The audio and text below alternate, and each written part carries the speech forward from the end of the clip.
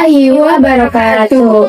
Halo teman-teman, selamat datang kembali di podcast Nazar Literasi. Perkenalkan, aku Erin Octavia Fatika dengan NIM 256151068 dan partner saya hari ini Saya Zara Nurina dengan NIM 256151041. Pada episode kali ini kita akan membahas tentang sastra kisah atau dikenal dengan sastra angkatan 50.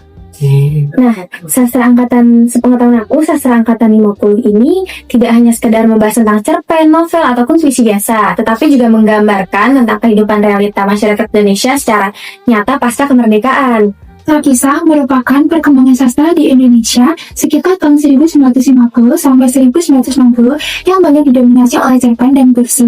Kenapa disebut sebagai sastra kisah? Karena pada masa itu banyak karya yang dimuat dalam majalah kisah yang dipimpin oleh L.B. Jasin.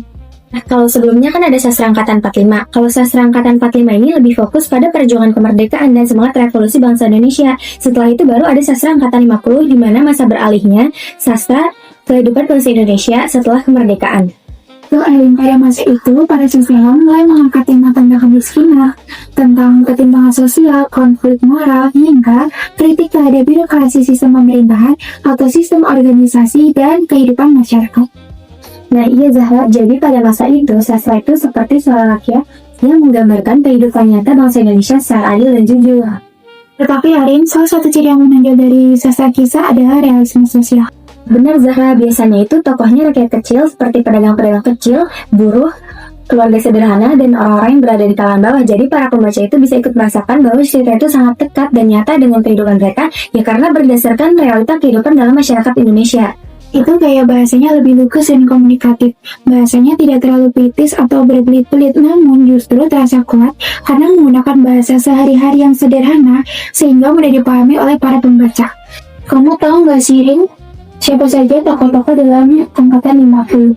Karena sebelumnya kita sudah pernah membahas tentang tokoh-tokoh dan karya-karyanya dalam sastra angkatan 50 ini.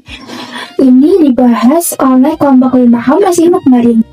Aku ingat kok Zah, ada Alif Bernafis, Nugroho Noto Susanto, Syekh Mardan, Nurhayati Srihadini, Motin Robushe, dan Muhammad Balfas. Ngomong-ngomong, kalau kita ngebahas tentang karya sastra angkatan 50, karya yang paling aku ingat dan paling aku kenal itu Robono Surokami, karya Alif Bernafis.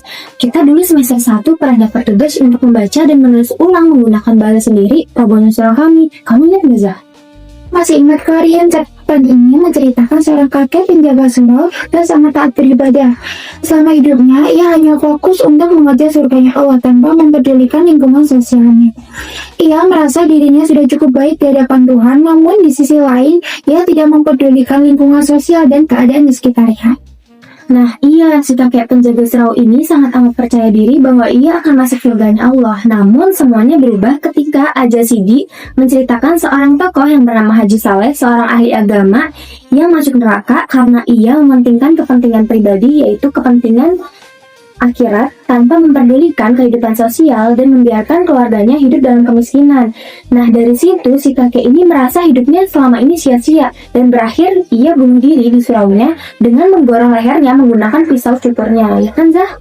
Ya, dan cerpen ini bukan cerpen biasa.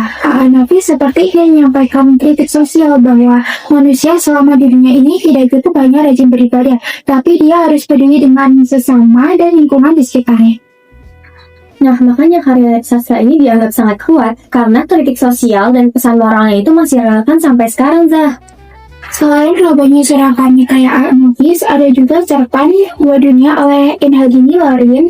Cerpen ini sangat menarik karena mulai mengangkat sudut pandang perempuan dan budaya patriarki di lingkungan sosial. Kamu tahu nggak sih cerpen ini?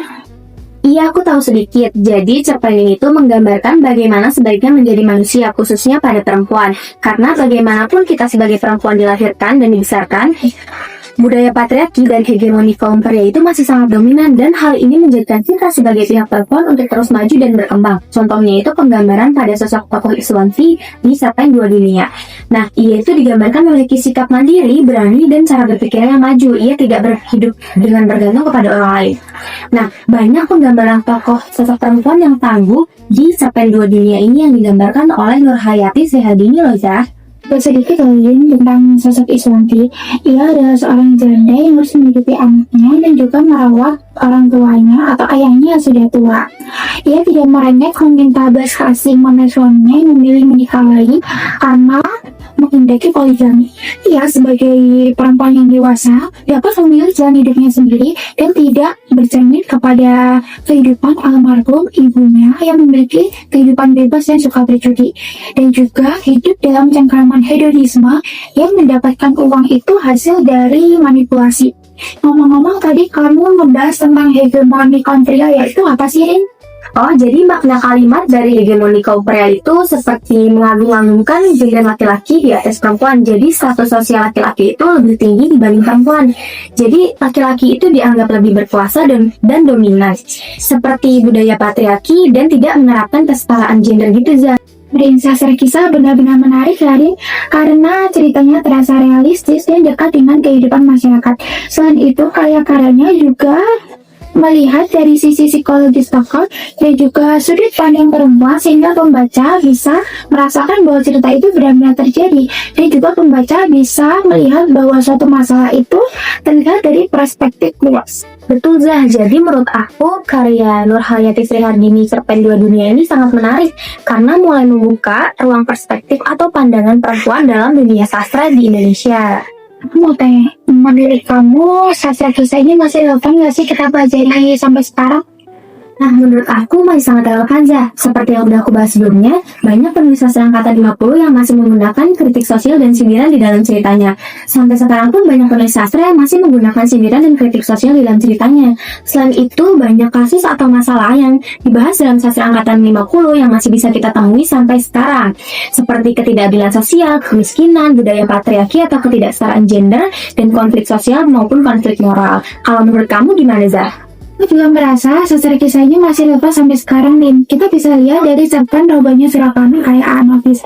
Itu mengajarkan kita bahwa kita selama hidup itu tidak hanya soleh secara pribadi aja, tapi kita juga memiliki tanggung jawab terhadap lingkungan sekitar kita dan kehidupan yang ada di sekitar kita. Dan juga karya Enhadini, yaitu Dua Dunia, yang mengajarkan bahwa perempuan itu dapat menentukan jalan hidupnya sendiri dan juga dapat mengambil keputusan untuk dirinya sendiri. Kayaknya sudah cukup dari pembahasan kita hari ini. Selain asik, juga menambah wawasan aku tentang sastra angkatan 50, menambah wawasan juga pengetahuan.